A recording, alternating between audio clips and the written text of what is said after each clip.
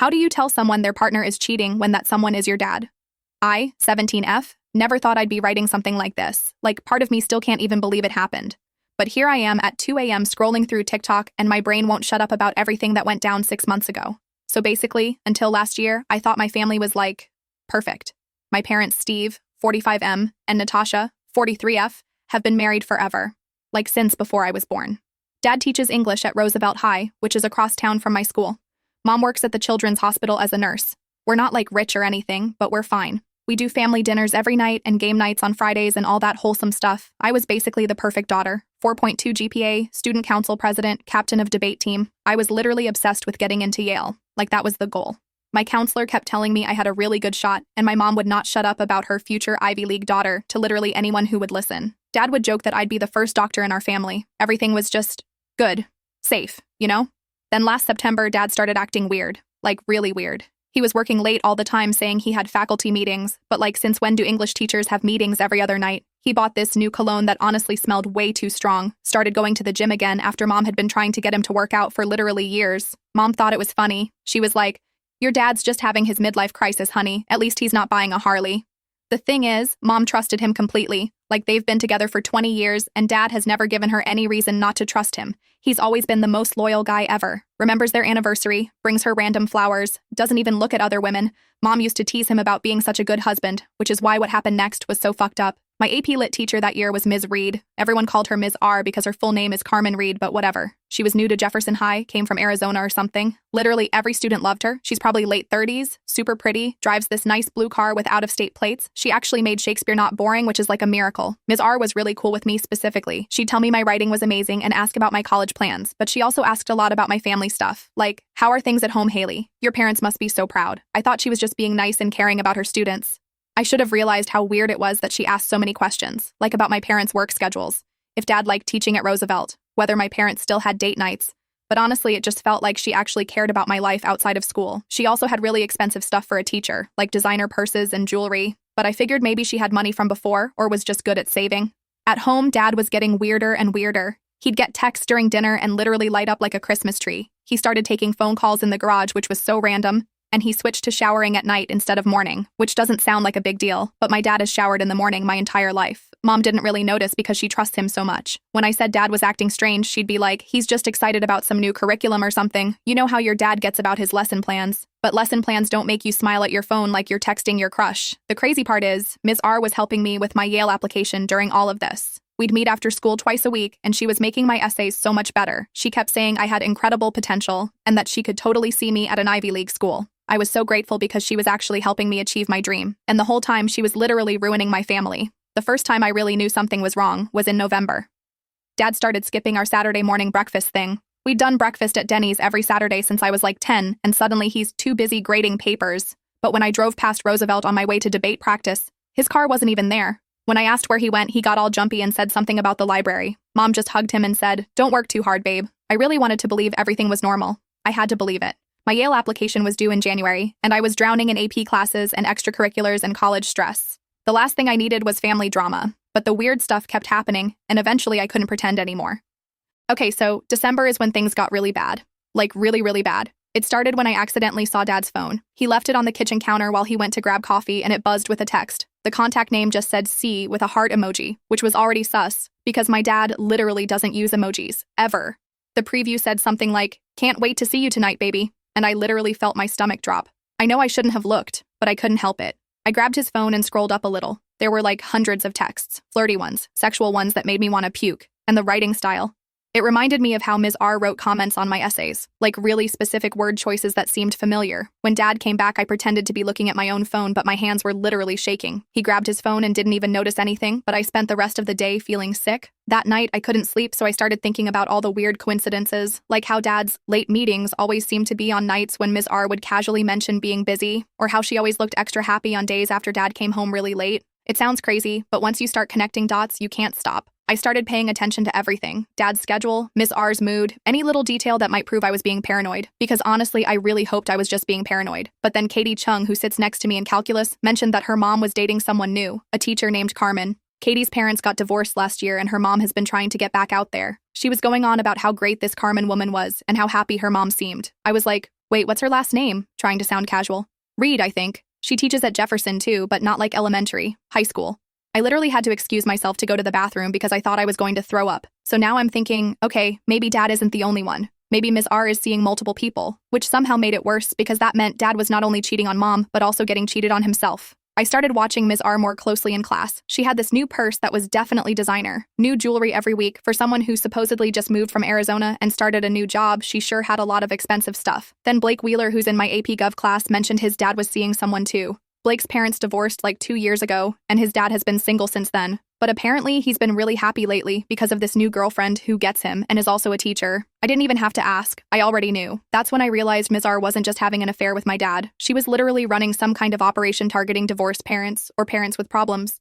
And my dad wasn't even divorced. She was going after married men too. My mental health started going to shit around this time, like really bad. I couldn't concentrate in any of my classes. I was staying up all night Googling things like how to tell if your parent is cheating and what to do when you find out about an affair.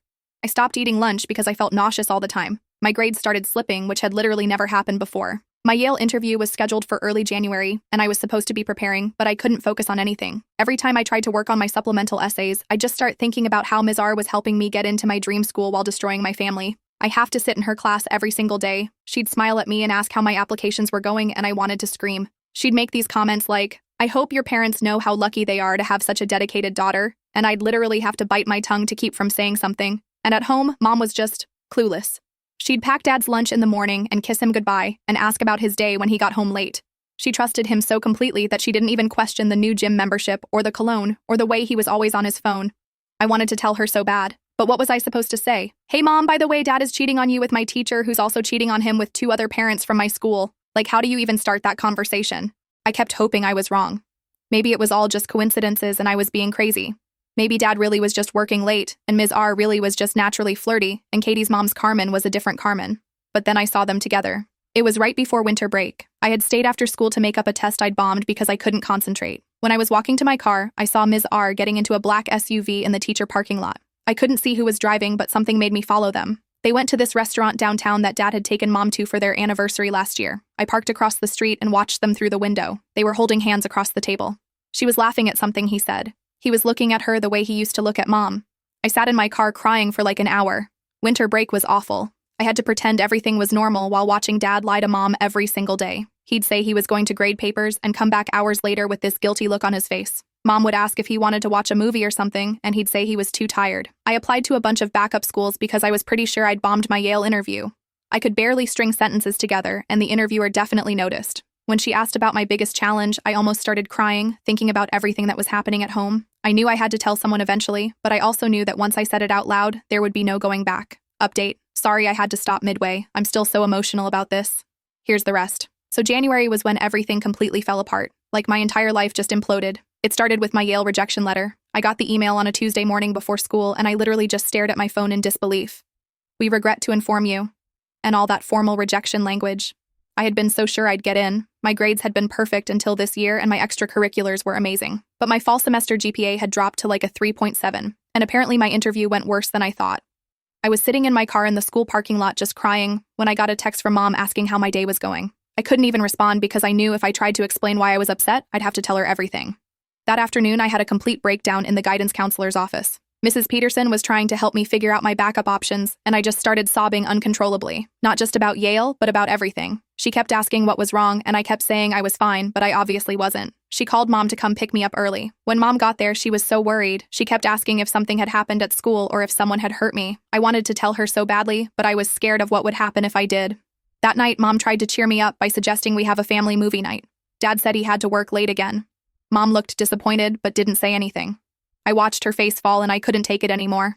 After Dad left, I told Mom I needed to talk to her about something important. We sat on the couch and I just word vomited everything. About the texts on Dad's phone, about Ms. R asking all those personal questions, about seeing them together at the restaurant, about Katie's mom and Blake's dad both dating someone named Carmen Reed. Mom's face went through like 50 different emotions: confusion, disbelief, anger, hurt. She kept asking if I was sure and making me repeat details.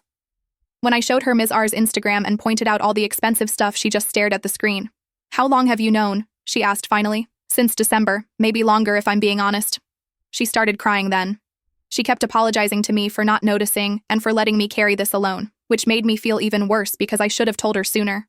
We stayed up all night talking. Mom called in sick to work the next day, and we just sat in the kitchen drinking coffee and trying to figure out what to do. She wanted to confront Dad immediately, but I begged her to wait until we had more proof. So Mom started paying attention to Dad's schedule and checking his phone when he was in the shower. I kept track of everything I noticed at school. It was actually kind of bonding in a really messed up way. The next week, Mom found credit card statements showing charges at restaurants and hotels she'd never been to. Always on days when Dad said he was working late. She also found receipts for jewelry that she'd never received.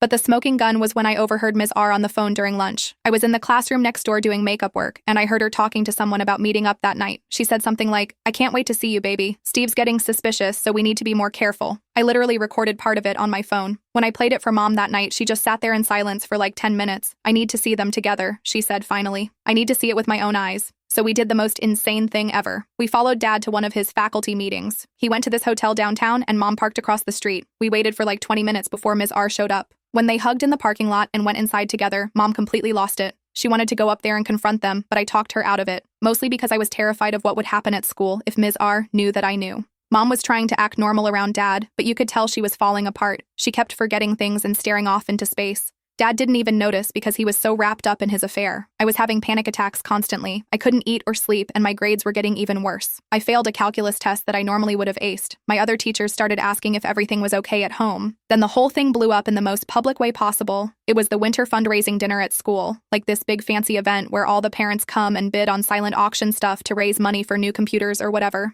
Mom had bought tickets months ago, and she decided we were still going. Dad tried to get out of it saying he had work stuff, but Mom insisted. She was like, "Steve, we're going as a family and that's final." Her voice was so cold when she said it. Ms. R was there because all the teachers had to attend. She came over to say hi to our family and complimented me on my latest essay. I watched Mom's face while Ms. R was talking to us. She was being perfectly polite, but I could see the rage in her eyes. So picture this. We're all at this fancy school fundraiser, Mom, Dad, and me sitting at our table trying to pretend everything's normal. Ms. R is working the room in her expensive red dress, being all charming with the other parents. Katie's mom was there looking really happy and put together. She kept glancing around like she was looking for someone. Blake's dad was doing the same thing, checking his phone and scanning the room. Meanwhile, my dad was sitting next to Mom acting completely normal while texting under the table. Ms. R was working the room like she owned it, talking to other teachers, charming the principal, being all professional, but I noticed she kept making eye contact with different people. A look at Katie's mom, a smile at Blake's dad, a wink at my dad when Mom wasn't looking. I felt like I was going to throw up. Mom leaned over and whispered, "Is that her?" pointing at Ms. R with her wine glass. I nodded and Mom just stared. You could literally see her processing everything. This woman who had been helping her daughter get into college, who seemed so sweet and supportive. The auction started and everyone was focused on the auctioneer. That's when Ms. R made her move. She walked over to our table and crouched down next to Dad's chair. "Steve, I need to talk to you about something urgent," she whispered, but not quietly enough because Mom and I both heard. Dad got this panicked look and glanced at Mom. "Can it wait?" "I'm here with my family." "It really can't. It's about the project we discussed." Mom's grip on her wine glass got so tight I thought it might break. Dad excused himself and followed Ms. R out to the hallway. Mom waited exactly 30 seconds before getting up to follow them. I went too because there was no way I was missing this. We found them by the trophy case near the gym. Ms. R was pressed up against Dad, whispering something in his ear. He had his hands on her waist, right there in the school hallway where anyone could see them. Mom walked right up to them and said, "Excuse me, I don't think we've been properly introduced." They jumped apart so fast it would have been funny if it wasn't destroying my entire life. Dad went completely white. Ms. R tried to play it off like nothing happened. "Oh, Mrs. Thompson, Maya's told me so much about you. I was just discussing her college applications with your husband." "Is that what we're calling it now?" Mom's voice was ice cold. Ms. R's face changed. The sweet teacher mask slipped, and for a second I saw something really ugly underneath. But then she recovered and put on this confused, innocent act. "I'm sorry. I don't understand what you mean." Then Mom pulled out her phone and played the recording I'd made of Ms. R talking about meeting Steve and being careful because he was getting suspicious. Ms. R's face went bright red. Dad looked like he wanted to disappear into the floor. "Nat, I can explain," Dad started, but Mom held up her hand. "Don't. Just don't." She looked at Ms. R. "How many others are there, Carmen? How many other families are you playing with?" Ms. R tried to deny it, but I spoke up for the first time. "Katie Chung's mom is dating someone named Carmen Reed, so is Blake Wheeler's dad. You're literally seeing 3 people from the same school and lying to all of them." The look Ms. R gave me was pure hatred, like she wanted to murder me right there in the hallway. "You little bitch," she hissed.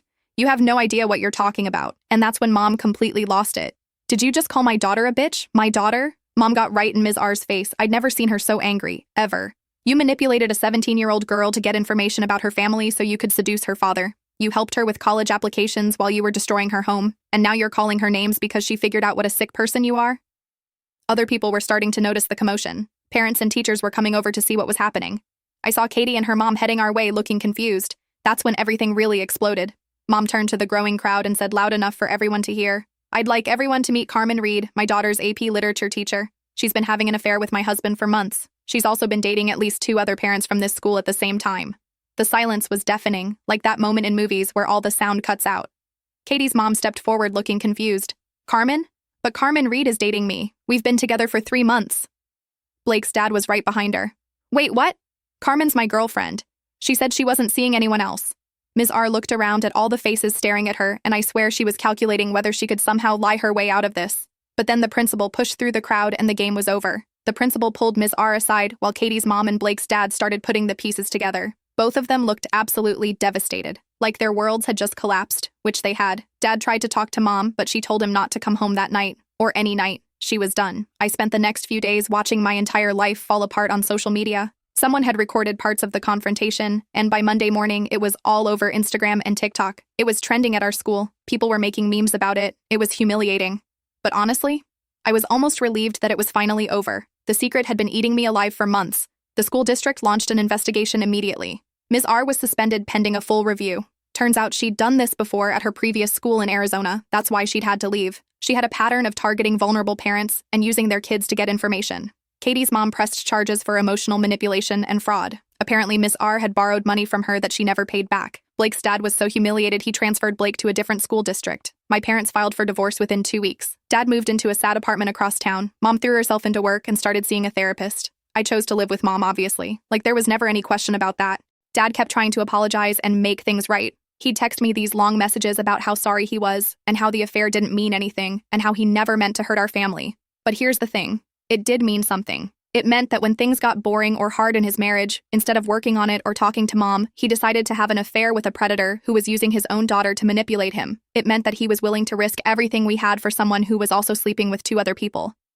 I told him I needed space. Like a lot of space. Maybe forever space. My mom lost like 20 pounds from stress. She'd cry randomly while making dinner or watching TV. She kept asking what she did wrong and why she wasn't enough. It broke my heart because she's literally the best person I know and none of this was her fault. But Mom is also incredibly strong. She started taking evening classes to get her nurse practitioner degree. She joined a support group for people whose spouses cheated. She even started dating again eventually, though it took her a long time to trust anyone. I decided to take a gap year. My grades were too messed up to get into any decent colleges, and honestly, I needed time to deal with everything that had happened. I got a job at a bookstore and spent the year in therapy working through all the trauma and guilt and anger. Because here's what nobody tells you about discovering your parents' affair. You blame yourself. I kept thinking that if I'd told Mom sooner, maybe they could have worked it out. Or if I'd been a better daughter, maybe Dad wouldn't have cheated.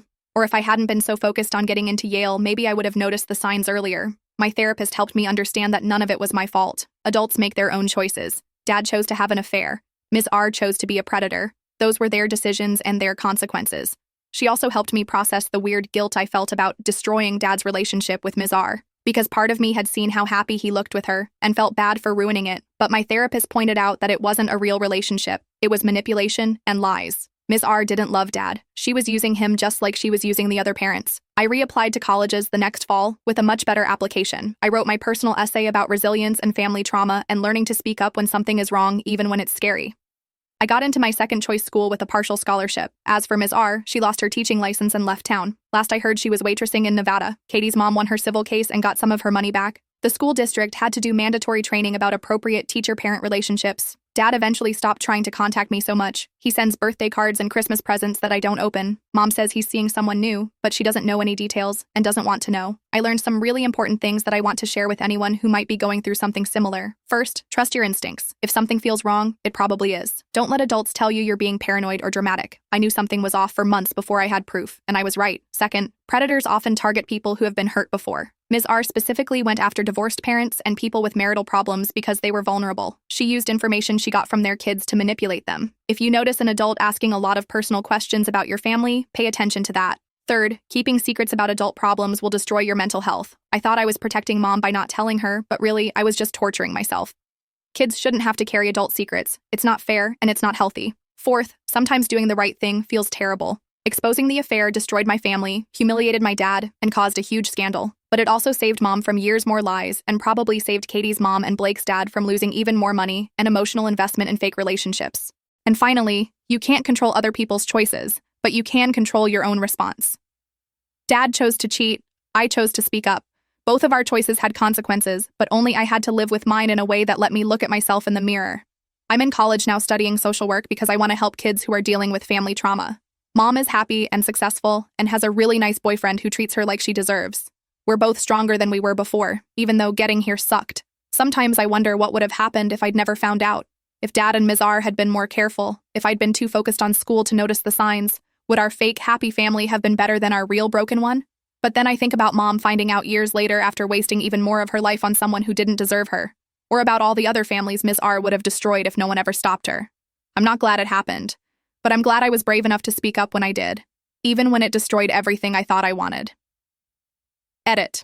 A lot of people are asking what happened to Katie and Blake. Katie and I became really close friends, actually. We bonded over having our families destroyed by the same person. Blake transferred schools like I mentioned, but we stayed in touch on social media. He's doing okay now. His dad got therapy and is much happier. Edit 2. For everyone asking if I ever forgave Dad, not really. He made his choices and I made mine. Maybe someday, but not anytime soon. Mom forgave him enough to be civil during the divorce proceedings, but she deserves so much better than what he gave her. Too long, didn't read, found out my AP Lit teacher was having affairs with my dad plus 2 other students' parents. Keeping the secret destroyed my mental health and killed my college dreams. Eventually had to expose everything at a school event which destroyed 3 families but stopped a predator from hurting more people. Sometimes doing the right thing costs everything, but it's still the right thing.